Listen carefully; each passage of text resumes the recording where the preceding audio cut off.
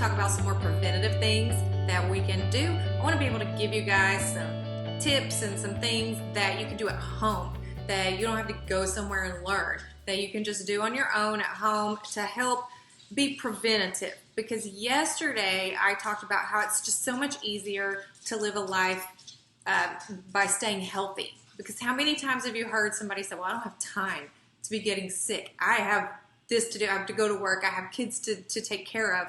So we don't have time for that mess, right? So this is all about prevention. And so this week I'm going to give you some specific tips, and then we'll probably through the whole month of September, because I'm gearing up.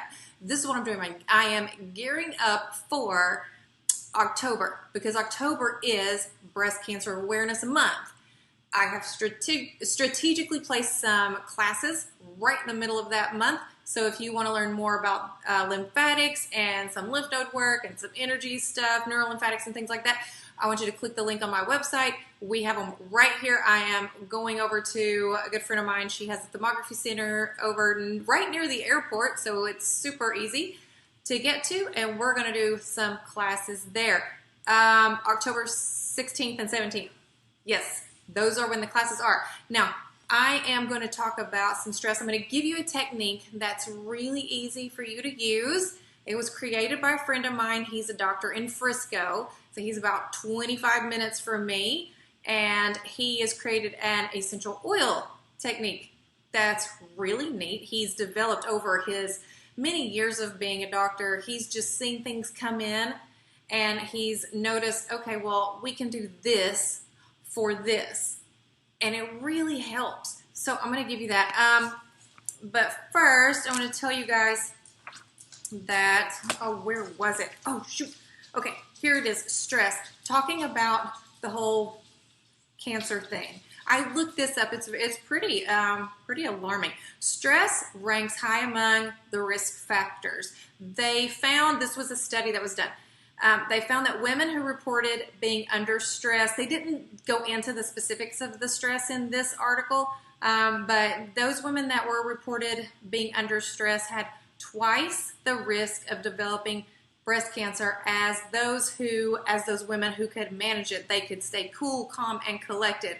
So this little technique I'm going to give you guys is going to help you stay calm, cool, and collected, especially right now with all that's going on. And so we're just going to dive right on into it. Also, I wanted to tell you, your mind uses about 25% of your energy. When you can clear the mind, you use less energy, then you'll be less stressed. And I'm sure you've heard me talk about the monkey chatter going on in your head. So we want to be able to just calm that. And the one that I wanted to point out for you, that was created by my friend. Let me look this up really quick. Okay, so I want to be able to give you all of this. This one is for distrust, hopelessness, being too sensitive to others, and lacking connection. That's what this one is for. Can I say that again? Distrust, hopelessness, too sensitive to others, and lacking connection. And right now, I know that there's a lot of people that are lacking connection. And so they've got some stuff going on that it's, well, just to be clear, mental illness is probably going to go beyond what heart disease and cancer have done. So let's just help people to not have that happen.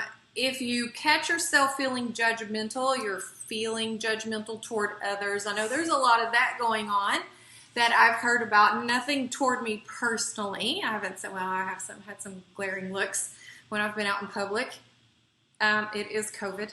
Anyway, so when you feel yourself being judgmental, you want to catch it, you want to watch it, you want to find out where it's coming from. Where is it coming from? Because there's a lot of people that have come in through my office over the years, and they've had certain situations going on in their body, and we found triggers. We found triggers for those. I've seen people who, trying to give you a really good example here. One lady, well, speaking of cancer, she had a tumor, and she was doing really great. Everything was going really good, and then all of a sudden, her husband passed away. And the tumor within, I think it was like 3 weeks. It just went berserk.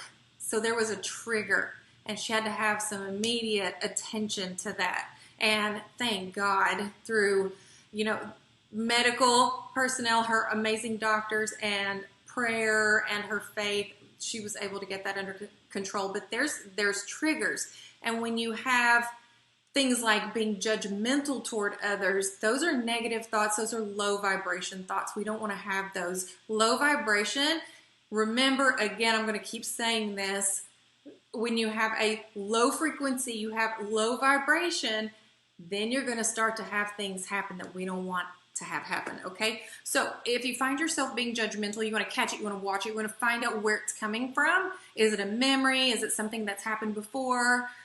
Is it, you know, maybe just a runaway thought, but you want to catch it, and then you want to let it go because it's not helpful to you. Judgments are basically just noise. They're noise. So we want to get rid of those. They're low vibration. We don't want judgments. I actually had a little dialogue with someone who was being judgmental through this COVID thing because of the masks. And I said, you know what? How about you not be judgmental toward people? Because I have a brother who is, he's mentally handicapped. There's things that will trigger him to go into states that we don't want him to go into.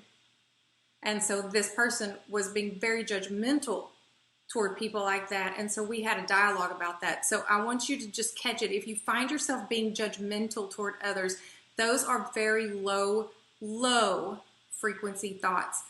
Those cause not good things to happen in the body. So catch it. Now, here's the way. Here's the way that we can get rid of stress. Here's a way that we can help with loneliness, distrust, hopelessness, those things that I mentioned before. And this is with an oil called Arborvitae. Now, Arborvitae is one of my absolute top favorite oils. And people say, I've never even heard of that. Well, now you have. This is one of my top favorite oils. This oil I put specifically into the Essential Life Technique. The Essential Life Technique is my online course that I take essential oils and I pair them with certain techniques to engage the lymphatic system. I've had thermography testing done on this, and it shows an immediate improvement in lymphatic function. So the Essential Life Technique is super flipping awesome, and we use Arborvitae. Now, to help with this emotional thing that we're going on, in order to release that stuff, to clear our mind, and we can, use less energy for all the monkey chatter, and we can boost the energy in our body, we're going to do this. So my friend, he was telling me about the acupressure points here, and they affect every organ in the body. So right here on both, you can take a little Arborvitae and you just dab it on, and you rub your wrists together. You just put it all over, because you don't have to, be concerned, am I hitting the right points? Just put it all over. And then you want to take your hands. You can do them like that, like this. Like this, I think, is easier. And then you just place them here, and you close your eyes and you breathe. And then when you have those thoughts, you just breathe until you don't have those thoughts anymore. And it doesn't take very long, because you'll notice that other thoughts start to come in. Because when you get rid of the negative, the positive comes in. And so it will replace that. And so that will leave you less stressed. So right now it's about prevention leading up, because I don't want to see anybody else deal with cancer. I've seen too much of it. I've seen too much cancer come through. I've seen too many beautiful, beautiful men and women have to deal with that mess. And so I want to be able to give you guys preventative ways that we can help the body. And remember, yesterday I was talking about listening to your body whisper, and then taking care of the whisper so that you don't hear it scream. We don't want to hear it scream. We want to just listen to the whisper, and we take care of it, and everything is good. Okay, and remember, tomorrow is the Flow Show at 7:30, and Callie and I are going to be talking about some makeup, and how, well, makeup kind of stresses me out. I do wear it on my eyes, but that foundation, don't do foundation. It stresses me. I'm getting rid of the stress in my life. So there we go. So watch the Flow Show tomorrow. And I want you guys, if you would please, there's so many people that deal with cancer and pre-cancer, and we're going to be hitting a lot of this stuff through the month of October. You know, things that you can do to detect it, ways to prevent it, the lifestyle changes that are very, very, very easy that you can incorporate, because it's about prevention. We don't want to see people hurting. We don't want to see them sick. We don't want to see them having to go through what so many people have went through and are going through. So I love you guys. Please share my videos. Get this information out there. You just want to breathe in and de-stress. Right. Love you guys. Bye.